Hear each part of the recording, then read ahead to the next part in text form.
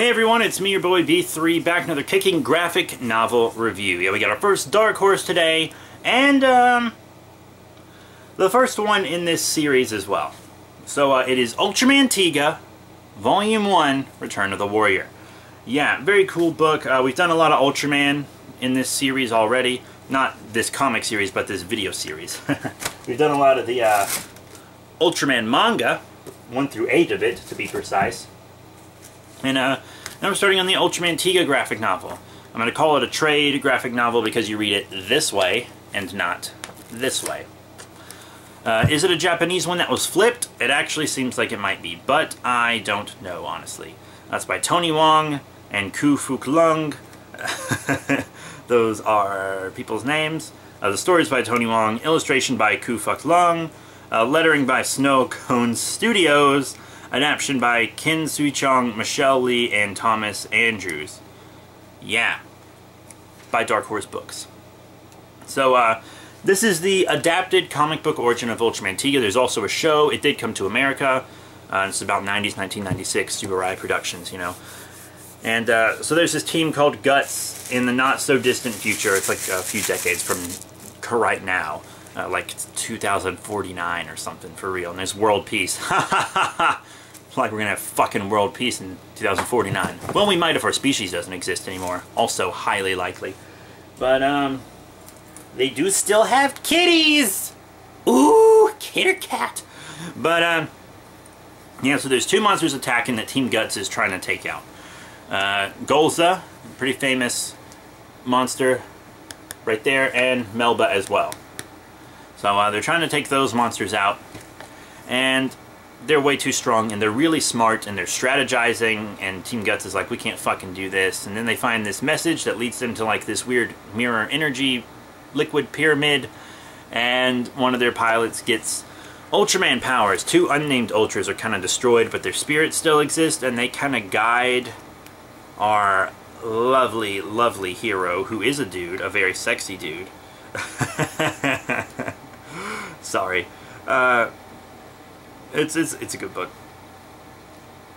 But, yeah, so Daigo's fucking... Oh, that's the hero's name, by the way. He's fucking becomes Ultraman Tiga and fights, and he has to learn how to use that. He's got his regular form, which is called multi-type, and then he has a sky form, which is like his agility form, and a power form, which is his strength form.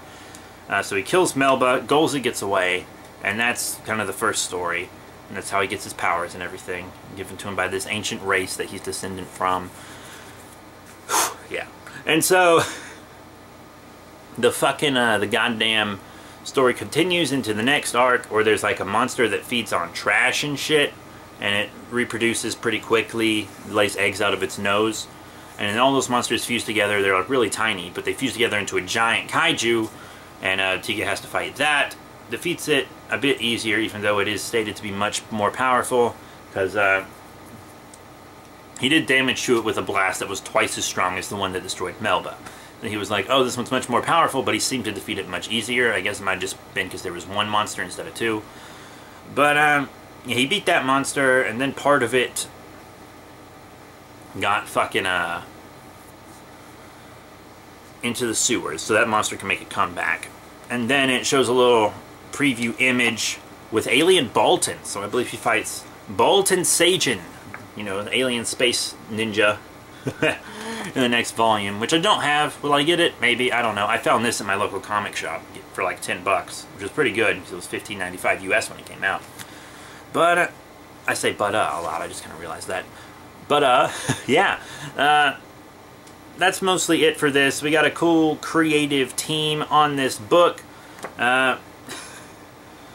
Tony Wong, who did the story, illustration by Ku Fuk Lung, lettering Snow Cone Studios, and the adaptation is by Ken Sui-chong, Michelle Lee, and Thomas Andrews. But yeah, all in all, it's a good book with great art. You know, really nice art, actually. The dialogue and stuff is a little dated. It still uses thought bubbles instead of monologue boxes, you know.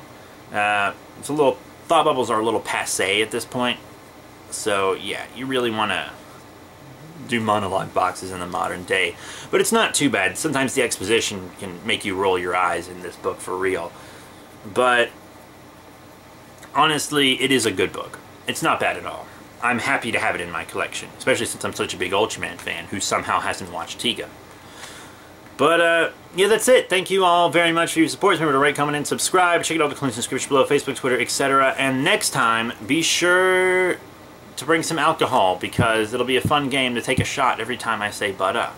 So that's it. Thank you all once again for your support, and I'll see you all later.